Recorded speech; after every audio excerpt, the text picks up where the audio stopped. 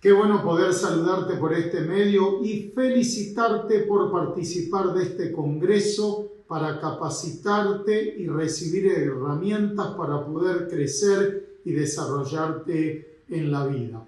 Lo que te comparto a continuación tiene que ver con la administración del dinero, pero como explico ahí, la vida es administración. Así que esos principios que te van a servir para tu economía también vas a poder espejarlos a otras áreas de la vida. No dejes de compartirlos con tus seres queridos porque ellos también serán edificados por la palabra de Dios. La palabra no vuelve vacía y cuando nosotros la aplicamos recibimos el beneficio de ella en nuestra vida. Una vez más, te felicito por capacitarte y deseo que puedas terminar bien el año y comiences el futuro año todavía de una manera mejor.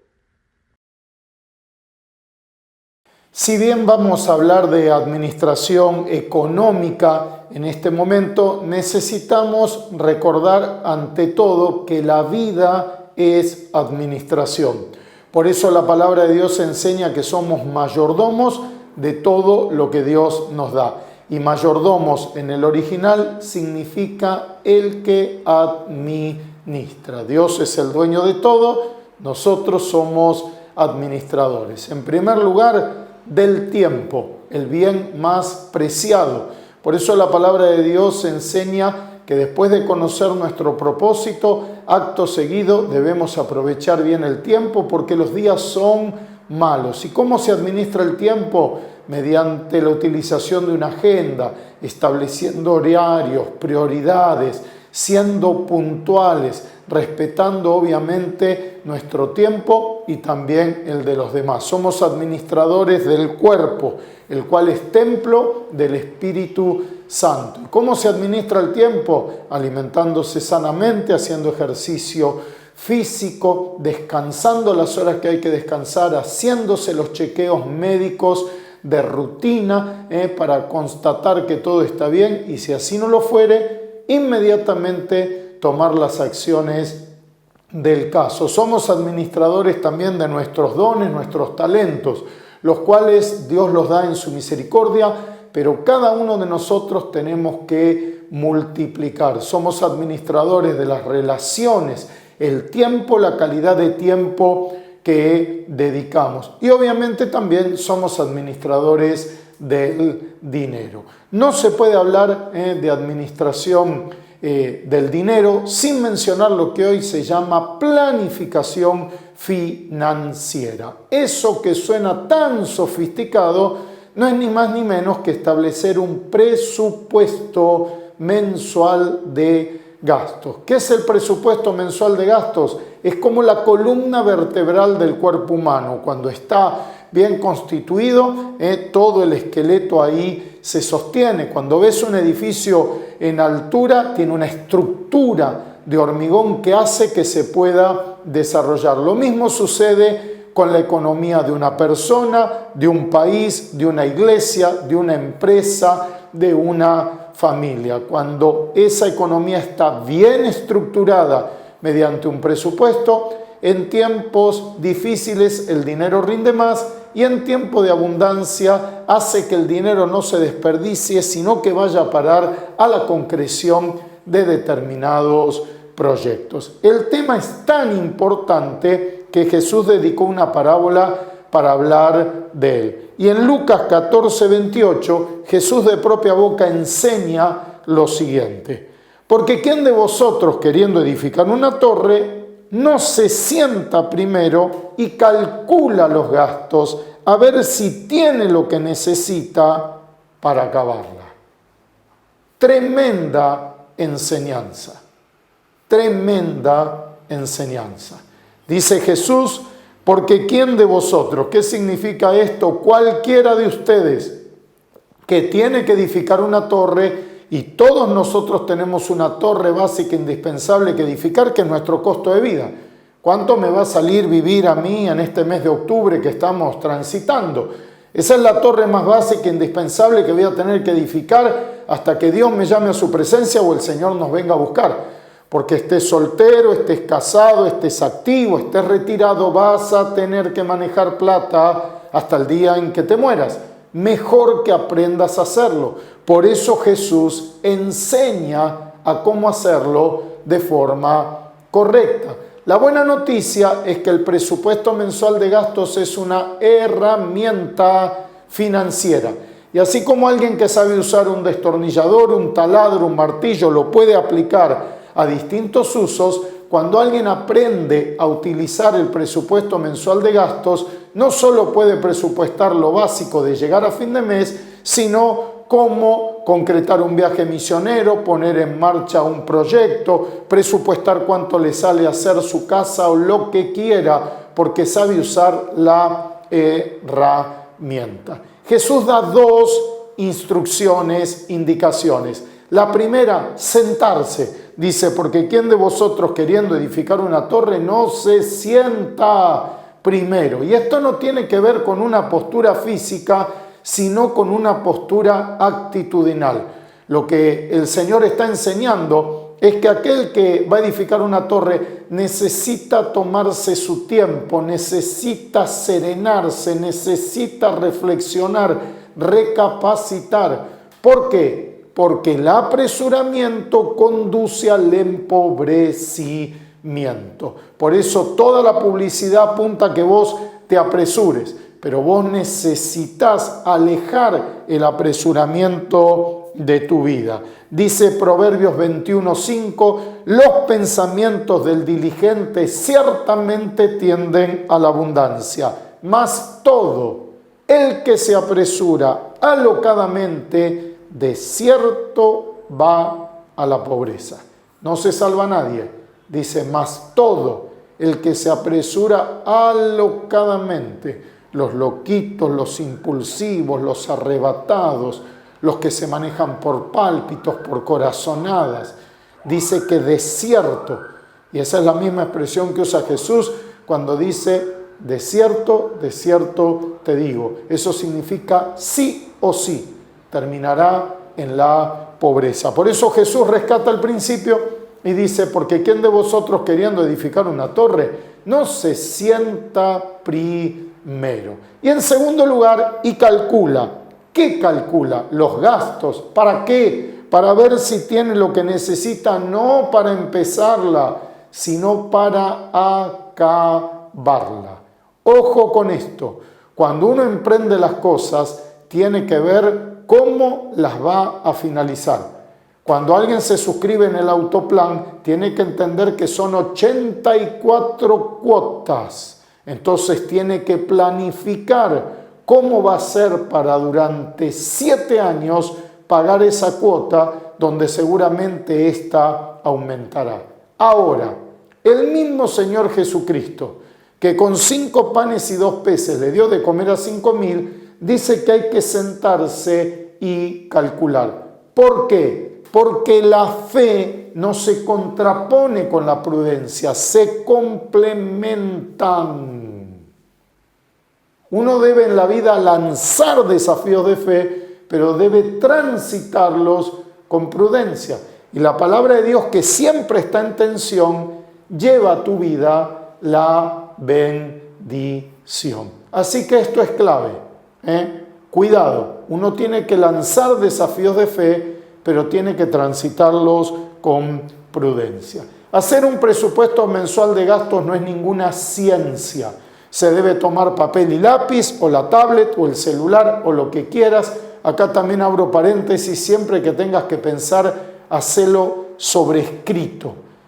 Por algo, cuando Dios le daba la visión al profeta en Habacuc 2:2, le decía, y Jehová me respondió y dijo, escribe la visión y declárala en tablas. ¿Para qué? Para que todo aquel que leyere corra. Si no lee, no va a correr. Por eso la neurociencia certifica que las personas que alcanzan sus objetivos, en más del 80% los tienen escritos y visibles. Para la neurociencia no inventa nada. Simplemente certifica lo que hace miles de años Dios enseña en su palabra. Volviendo al presupuesto, tomo papel y lápiz o lo que sea y escribo que los ítems según su orden de importancia. Y obviamente el ítem número 1 en el presupuesto de todo creyente será el diezmo y la ofrenda. Amén, porque si Dios es lo primero en mi vida, tiene que ser lo primero en mi economía. Paréntesis, si vos querés conocer las prioridades de una persona, mirá su agenda y mirá su presupuesto. Es más, si la persona te dice, yo no uso agenda, tampoco hago presupuesto, lo más probable es que ni siquiera tenga prioridades en la vida. Pero cuando alguien te dice, en mi agenda primero está el devocional y en mi presupuesto primero está el diezmo, Dios es lo primero en su vida. ¿Por qué? Porque Jesús dijo que donde esté tu tesoro, tus prioridades, ahí estará tu corazón. Y obviamente todo proviene de parte de Dios. Y cuando nosotros diezmamos y ofrendamos, reconocemos con gratitud y alegría la soberanía y la provisión del Señor. Diezmar es lo primero, no es lo único. Diezmar es lo primero, no lo único. Por eso gran parte del pueblo de Dios diezma y sin embargo no progresa. ¿Por qué? Porque el resto del dinero que queda en su mano lo administra de cualquier forma, menos como indica la palabra de Dios. Por eso, primero hay que diezmar, para tener las ventanas de los cielos abiertas sobre nuestra vida, nuestra familia, y que haya bendición hasta que sobreabunde. Pero segundo, hay que administrar esa bendición que Dios manda conforme los principios de la palabra, como Dios enseña. Y obviamente después de diezmar y de ofrendar, pondremos los ítems según su orden de importancia. Para algunos será el alquiler, para otros la comida, el vehículo, según la situación de cada uno. Todo presupuesto tiene que tener 4 ítems que son transversales. El primero, imprevistos. ¿Por qué? Porque suceden cosas imprevistas, tiene que haber un dinero de reserva. El segundo, previstos, que son las cosas que vos ya sabés cuándo suceden. Hace 170 años que las clases empiezan en marzo, por lo tanto no puede llegar marzo y agarrarte sin la mochila, sin el guardapolvo. Esas cosas hay que comprarlas en octubre o noviembre. Tercero, presupuestar cosas que hoy no se pueden hacer. Por ahí vos me decís, Daniel, hoy yo no puedo terminar de construir mi casa. No importa, tenés que saber cuánto necesitas para construir tu casa. Cuando Jesús multiplica los panes y los peces, sabía de qué se trataba. Había como 5.000 hombres, sin contar las mujeres y los niños. Y cuarto, también sirve para reducir gastos.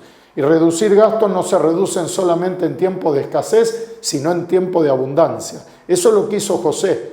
Redujo los gastos en los 7 años buenos y guardó el 20% del grano. Por eso no ahorra el que le sobra, sino ahorra el que hace que le sobre. Ahorrar es una decisión. Y en los 7 años de escasez, José no tuvo suerte, tuvo grano guardado, que guardó en los 7 años de abundancia. Ahora, ¿cómo controlar el uso del presupuesto? ¿Cómo controlar el uso? Bueno, lo primero, no hay que confundir lo que es un presupuesto de lo que es un registro de gastos. Muchas personas me dicen, Daniel, en mi casa se hace un presupuesto, en mi casa se anota todo lo que se gasta. Quiero decirte que presupuestar es todo lo contrario, porque presupuestar significa presuponer, suponer antes de. Una vez que me gasté la plata, ¿de qué me sirve anotarla? Es como la autopsia, revela de qué se murió el paciente, siempre está muerto. Por eso yo no tengo que anotar lo que gasté. Yo tengo que gastar lo que anoté primero, porque yo decido que en mi casa se van a gastar 200.000 pesos en comida, me sujeto a gastar 50.000 por semana. Y no que empiezo a comprar comida y anoto, y cuando me quiero acordar, gasté 538.000. Y vos decís, bueno, pero igual está todo anotado, separada la fruta, la verdura, no sirve de nada. No sirve de nada. Y acá hay un principio superior. El hecho de que yo pueda no significa que deba. Por eso estamos hablando de administración de la vida más que del dinero. Por eso el apóstol Pablo dice, todo me es lícito, pero no todo me edifica. Todo me es lícito, pero no todo me conviene. Y el hecho de que me pueda gastar 200.000 pesos en un par de zapatillas no significa que lo tenga que hacer. Puedo comprar unas de 80.000 o de 100.000. El hecho de que vaya a un tenedor libre y pueda comer todo lo que quiera no significa que me tenga que atorar con comida. Cuidado con esto. Uno debe manejar su vida con un criterio de edificación, de conveniencia, no de licitud. Y para esto es clave el presupuesto, porque uno determina. Más allá de que puedo, yo determino que esta cantidad para este ítem, para este rubro, está bien. Y obviamente hay que controlar el uso. En la antigüedad se decía tenés que tener sobres, uno que diga comida, viáticos, ropa, esparcimiento, obviamente el del diezmo primero, y poner ahí el dinero. Hoy aplicaciones como Mercado Pago te permiten crear todos los sobres que vos querés. ¿Qué significa eso? Que el principio sigue siendo el mismo, es un principio de orden. Lo único que en vez de ser tangible, ahora es virtual o es digital, pero el principio sigue siendo el mismo. Uno tiene que tener dividido el dinero y tiene que poder controlar cada partida. Principios para el matrimonio, sea que estés casada o lo vayas a hacer en el futuro. Todos estos temas, ¿cuándo hay que hablarlo? ¿Después de casarse? No, antes de hacerlo. En el noviazgo hay que hablar de esto. En el noviazgo hay que hablar del criterio de honra a Dios, de administración, de ahorro que uno va a tener en la vida. Si no lo hiciste, por supuesto lo podés hacer ahora en el matrimonio, pero lo ideal es que lo hagas antes. Dice Jesús, Lucas 11:17, mas él, conociendo los pensamientos de ellos, les dijo, todo reino dividido contra sí mismo es asolado, y una casa dividida contra sí misma cae. Y una casa dividida contra sí misma cae. Y esto es profecía perfecta, porque es palabra de Dios. Si la casa está dividida, se va a terminar cayendo. ¿Cuándo una casa está dividida en materia económica? Cuando en un matrimonio se habla de tu plata y mi plata. Muchos matrimonios son una sola carne, pero con dos billeteras. Pueden compartir todo menos la administración del dinero. Y se escuchan frases como, pastor, cuando él cobra con su plata, paga el alquiler, cuando yo cobro con mi plata, y vos le decís, se separaron. No, estamos juntos hace 30 años. Es decir, cuidado con esto. No es ni tu plata ni nuestra plata. Y no importa que uno gane más y el otro gane menos, o que uno trabaje y el otro no. Dios manda la bendición a la sola carne. Por eso es clave que este principio espiritual se aplique. Y puede ser que uno sea bueno ganando dinero, pero el otro sea bueno administrando. Y si bien las decisiones las tienen que tomar de común acuerdo, ¿quién debe instrumentar? El más idóneo. Por eso es clave entender que somos una sola carne, al margen del dinero. Si yo me cuido, la cuido a mi esposa. Si mi esposa se mantiene bonita, me bendice a mí. Si yo me capacito, la bendigo. Si ella se desarrolla ministerialmente, me bendice, porque somos una sola carne. Por lo tanto, prestar atención a esto. Matrimonio donde ella no sabe lo que gana él. ¿Tu marido cuánto gana? Bien, pastor. Él gana bien, ¿Pero cuánto? Bastante. Pero ni idea. Y lo mismo el esposo. Che, ese emprendimiento de tu señora, ¿cómo anda? La verdad, si te digo, te miento. Y vos decís, pero ¿cómo? Por eso no pueden salir adelante. Porque esa casa está dividida. Y esa casa se va a terminar cayendo. Y obviamente, orar juntos. No solo por la economía, por todas las áreas de la vida. Y sobre todo, tomar las decisiones de común acuerdo. Por último, una recomendación para aquellos que no tienen un sueldo, que de pronto me dicen, Daniel, yo soy peluquera, soy arquitecta, trabajo por mi cuenta, no tengo un sueldo. Bueno, la recomendación es mensualizarse. Vamos a suponer que esa persona gana 500.000 pesos por mes, pero un día cobra 10.000, otro día no cobra nada, otro día 50.000. Lo que tiene que hacer es ahorrar 500.000 pesos por única vez. No es fácil, pero tampoco es imposible. Hay que hacerlo en el tiempo. Y una vez que se logra, no gastar ese dinero, sino utilizarlo para a principio de mes pagar todo. Y lo que va entrando en el mes, no tocarlo hasta el mes siguiente. Es decir, te pagas tu propio sueldo a fin de mes. Y si bien esto no es fácil de lograr, cuando se logra trae un beneficio muy grande. ¿Por qué? Porque 500.000 pesos económicamente hablando es lo mismo todo junto separado, pero financieramente es completamente distinto.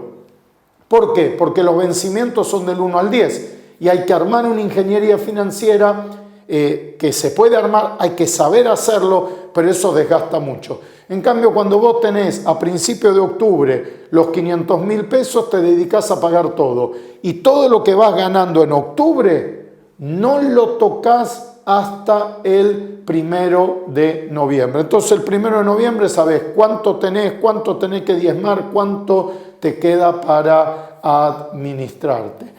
Los que tienen negocio, mi esposa tuvo negocio, se lo dije el primer día. ¿Cuántos son los gastos fijos del negocio? 1 millón de pesos. Tenés que tener 1 millón de pesos en caja. ¿Para qué? Para el día primero pagar todo. Pero Dani, el monotributo vence el día 18. Pagalo 17 días adelantado. Porque los negocios que crecen son los negocios donde la persona tiene la cabeza en hacer crecer el negocio, no en pagar el alquiler. Para la iglesia, tengan un mes en caja. Para principio de mes pagar todo y cada ofrenda que entra cada domingo se guarda en el banco para el mes siguiente. Entonces uno el domingo no está preocupado de cuánta plata tiene que entrar, está ocupado de lo que Dios quiere que le enseñemos al pueblo. Y este principio no solo te cambia la economía, te cambia la vida, te cambia la intimidad en el matrimonio, te cambia el descanso de noche, porque la mayoría de la gente vive corriendo atrás del dinero y nunca logra anticiparse. Por eso, para aquellos que no tienen un ingreso fijo asegurado, es clave poder manejarse de esta manera, no solo para administrar bien la economía, sino para manejar la presión en la vida. La palabra de Dios no condena, siempre da una oportunidad. Todo lo que estamos haciendo bien, confirmación. Y aquellas cosas que hay que rectificar, rectificarlas de forma inmediata. Y aquellas que no hacíamos y hay que empezar a hacer, ponerlas en práctica también cuanto antes. Porque estos principios no están para complicarnos la vida. Estos principios están para que tengamos vida y vida en abundancia. Empezando por diezmar, para que los cielos estén abiertos con la bendición de Dios sobre nuestra vida. Pero siguiendo por administrar correctamente para que esa bendición no caiga en saco roto, sino pueda cumplir el propósito para el que Dios lo manda. Y entonces el dinero será algo que se gestionará correctamente, será un facilitador de las cosas y no una piedra de tropiezo en nuestra vida y en nuestra familia. Y no te olvides que tu forma de administrar el dinero, la vida en general, tiene consecuencias generacionales. Por eso la palabra también enseña que hay que poner por obra estos principios, no solo para que te vaya bien a ti, sino a tus hijos después de ti. Te mando un fuerte abrazo, que Dios te bendiga y te prospere mucho en este tiempo.